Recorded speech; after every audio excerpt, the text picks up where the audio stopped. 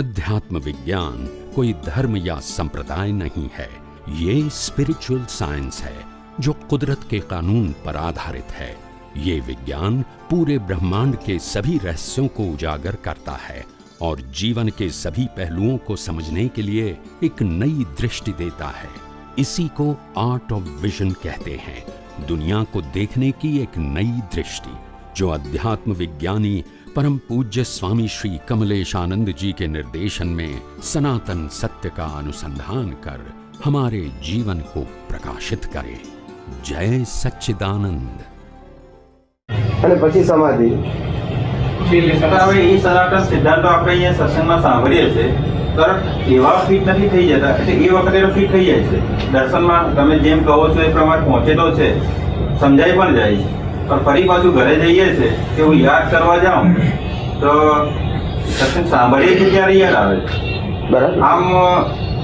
આમ one by one યાદ કરવા જાઉં પછી કેમ યાદ આવતા નથી, કારણ કે વન બેસીને કે ભાઈ કયા કયા સિદ્ધાંતો છે મારા બધા જેટલા સત્સંગમાં મેં સાંભળ્યા છે એ મારે એને ફરી પાછા ફિટ કરી લેવા છે, તો કે એ વખતે યાદ કરતી વખતે આમથી યાદ આવતા નથી, સતત મોટી મોટી વાતો યાદ, મોટા મોટા સિદ્ધાંતો યાદ આવી જતા હોય। પછી હવે એ સિદ્ધાંતો ક્યારે આવા ફિટ થશે? જેમ જેમ તમને હમણાં સિદ્ધાંતો દર્શનમાં જ આવી જતા હશે, ખબર નહીં કેવી રીતે। હા, એટલે કેમ કે આ જેટલો જે સંજોગોમાં તમે જે સિદ્ધાંતોનો ઉપયોગ કરશો એટલું અંદર એ સિદ્ધાંત કેવો થઈ જશે? ફિટ થઈ જશે, ફિટ થઈ જશે। પછી ધીમે ધીમે એક એક સિદ્ધાંત તમને અંદર દર્શનમાં ફિટ થશે, અનુભવના દર્શનમાં ફિટ થશે, એટલે પછી બધા સિદ્ધાંતો જેટલા ફિટ થયા છે બધા એટ અ ટાઈમ તમને હાજર રહેશે, હાજર રાખવા નહીં પડે। હવે આ જે સિદ્ધાંતો જે છે તો કે એ ખરેખર હું ગયા ભાવમાં કંઈક એવી મારી બીજ મેં નાખ્યું હશે એના કારણે મને અંદર ફિટ થશે, કે પછી મારે નવું બીજ આ સિદ્ધાંતો સમજવા માટે સિદ્ધાંતો મારામાં તમારીમાં કોઈ સિદ્ધાંતો ફિટ થઈ જાય એ માટે નિયમ તો બરાબર છે કે નિયમ સારી વસ્તુ છે, પણ એ નિયમમાં મેઇન વસ્તુ એક જ આવે કે નિયમમાં પાછું કરતા પણ આવી જાય। શું આવી જાય? એટલે સિદ્ધાંતનું ખંડન થી આપણે શ્રદ્ધાનો માર્ગ આવી જાય। વાત ખોટી નથી, પણ એ સિદ્ધાંતમાંથી શ્રદ્ધામાં આવી જાય એટલે પાછું બોલનારા અમે છીએ એવું થઈ ગયું। પેલું તો બેફામ જ થઈ જવાય ને કે ભાઈ કઈ એનું તાત્કાલિક ફળ તો મળતું નથી, એટલે એટલા માટે કીધું કે આપણે સિદ્ધાંતનું ખંડન ના થાય અને આપણી જાગૃતિ વધે, આપણી પ્રગતિ વધે એવો કંઈક માર્ગ હોવો જોઈએ। નિયમનું કોઈ ઇમ્પોર્ટન્સ નથી?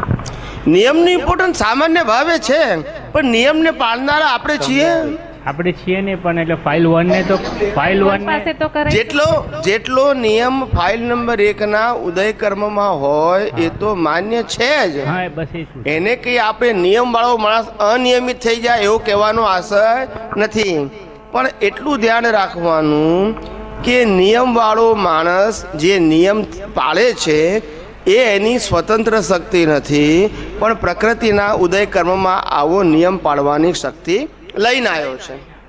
આટલું ધ્યાનમાં રાખવાનું, નહીં તો હું પાડું છું તો પાછો કરતા ભાવમાં આવી ગયો, સિદ્ધાંતમાંથી પાછો શ્રદ્ધામાં આવી ગયો।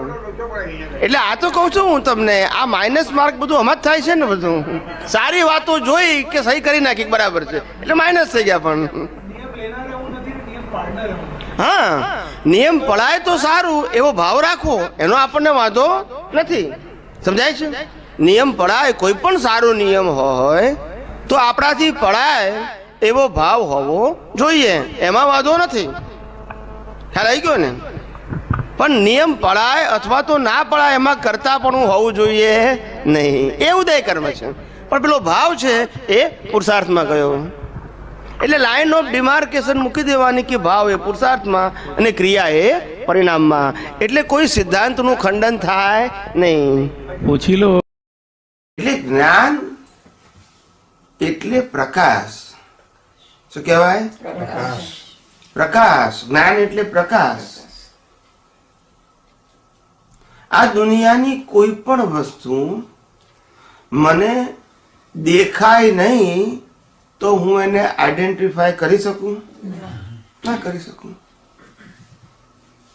દુનિયાનો કોઈ પણ પદાર્થ મારે આઈડેન્ટિફાય કરવા માટે લાઇટ જોઈએ કે નહીં? કે લાઇટ વગર હું જોઈ શકું? આ ઘરની અંદર અનેક વસ્તુઓ પડી હોય પણ અંધારું ઘોર હોય, સહેજે પ્રકાશ ના આવતો હોય તો હું જોઈ શકું કે કઈ વસ્તુ ક્યાં છે? ના જોઈ શકું. પ્રકાશ હોય તો હું આઈડેન્ટિફાય કરું ને કે આ વસ્તુ અહીંયા છે. એટલે જ્ઞાન એટલે પ્રકાશ, જ્ઞાન એટલે શબ્દ નહીં અને જ્ઞાન એટલે ક્રિયા નહીં. અને શબ્દ, જ્ઞાન અને ક્રિયા એ રિલેટિવ સત્ય છે, એ સાચું જ્ઞાન નથી. આ ઇન્દ્રિયોથી ઉત્પન્ન થતું જ્ઞાન એ બધું શબ્દ જ્ઞાન છે અને ક્રિયાનું જ્ઞાન છે. શું કીધું? આ પાંચે જ્ઞાનેન્દ્રિયોથી ઉત્પન્ન થતું અનુભવમાં આવતું જે પણ જ્ઞાન છે એ ક્યાં તો શબ્દ જ્ઞાન છે અને ક્યાં તો ક્રિયાનું જ્ઞાન છે. એટલે ઇન્દ્રિય જ્ઞાન ક્યારે શાશ્વત જ્ઞાન હોઈ શકે? એ ટેમ્પરરી હોય. કેવું હોય? મૂળ જ્ઞાન પ્રકાશ સ્વરૂપ છે. એટલે આત્માનો સ્વભાવ એ શબ્દ જ્ઞાન સ્વરૂપે નથી અને ક્રિયા સ્વરૂપે નથી, પ્રકાશ સ્વરૂપે છે. આ સૂર્યનારાયણ આખી દુનિયાને શું આપે છે? કે જ્ઞાન આપે છે કે ક્રિયા આપે છે? પણ એના પ્રકાશની હાજરીમાં આ દુનિયા એક્ટિવ થાય છે. સૂર્યનારાયણ ના ઉગે તો દુનિયા ચાલે? ચાલે. પણ સૂર્યનારાયણ કશું કરતો અને એની હાજરી વગર ચાલે પણ. એમ આત્માની હાજરી વગર આ મન વચન કાયા કશું કરી શકે પણ છતાંય આત્મા કશું કરતો એટલે એને કેટાલિસ્ટ. એની અંદર બધા લોકો ક્રિયા અને શબ્દ જ્ઞાનને જ્ઞાન માને છે. આધ્યાત્મિક ભાષામાં શબ્દ જ્ઞાન અને ક્રિયા આ બંને જડનો સ્વભાવ છે. કોનો સ્વભાવ છે? ચેતનનો સ્વભાવ. શબ્દ પોતે જડ છે અને ક્રિયા તો જડ જ કરે છે. આ મન વચન કાયાથી થતી કોઈ પણ ક્રિયા એ જડ કરે છે. આ મન વચન કાયા જડ છે. શું છે? અને જડ છે એટલે જ આ મન વચન કાયાને બાળી શકાય છે. ચેતનને બળાય? બોલતા નથી બધા. એટલે જે બાળીએ છે એ જડ ખરો કે નહીં? અને આપણે એને જીવતું માનીએ છીએ, ચેતન માનીએ છીએ. મન વચન કાયા ચેતન નથી, મન વચન કાયાની અંદર ચેતન છે. સમજ્યા નહીં? તિજોરીને પૈસા ના કહેવાય, તિજોરીની અંદર પૈસા છે. બોલતા નથી. તિજોરીને પૈસા કહેવાય? તિજોરીની અંદર પૈસા છે. પાકીટને પૈસા ના કહેવાય, પાકીટની અંદર પૈસા છે. એમ શરીરને ચેતન ને કહેવાય, શરીરની અંદર ચેતન છે. આવા દાખલા આપું એટલે તમને ખ્યાલ આવે કે હું કહેવા માંગુ છું, નહીતર અધર જ જાય બધું. બે વસ્તુ જ જુદી છે. શું છે?